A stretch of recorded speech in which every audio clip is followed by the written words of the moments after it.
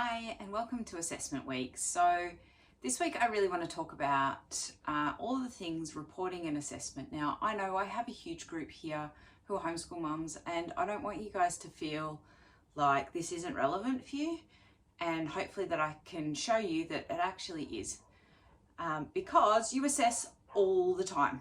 Now it's not formal, there's no test, there's no exams, but there really are two key types of assessment that we talk about. One is formative and one is summative. Now, my teaching is all formative assessment. I'm poking, I'm testing, do you get this? How do you do this? How do I do this? What if I change this? How do I move this?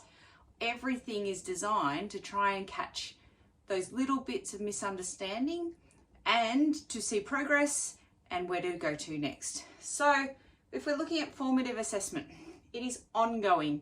It's informal. You're asking open questions, you're listening in a group discussion.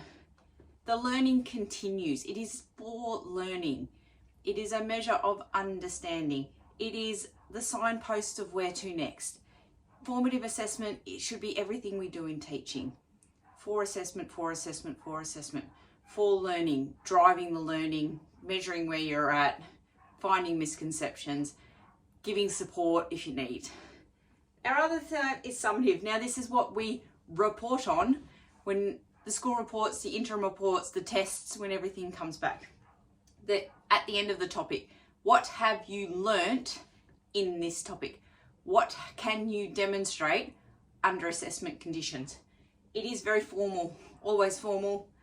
Tests, projects, exams, and once we do it, the learning stops. Because we are assessing, and as soon as we put a percentage onto something, all learning has ended. It does not continue. We've done that, we've ticked that box, we move on. So I want you to be really careful with summative assessments if you're doing them at home, because it then can give the signpost to the student, your child, going, no, we're done. We're never done.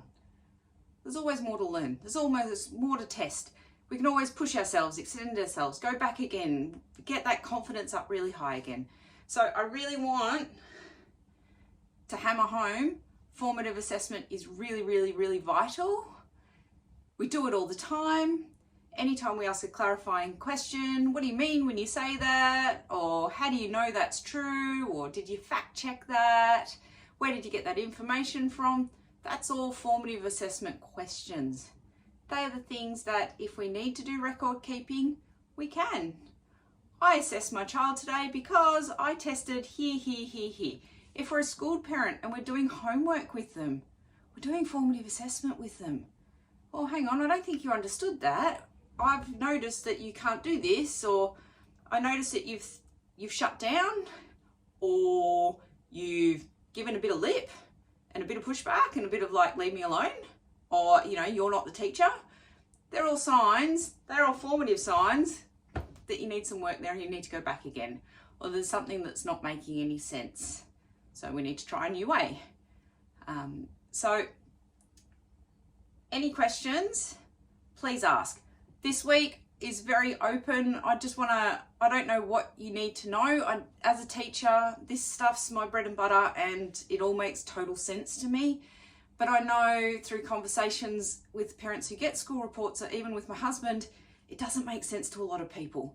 So if you've got questions around language, around comments, around when in doubt, pick C, and why your kid's normally in that middle band, even though you think that they're behind or they're ahead, let me know, ask questions. I'm here to answer them this week and making this about reporting.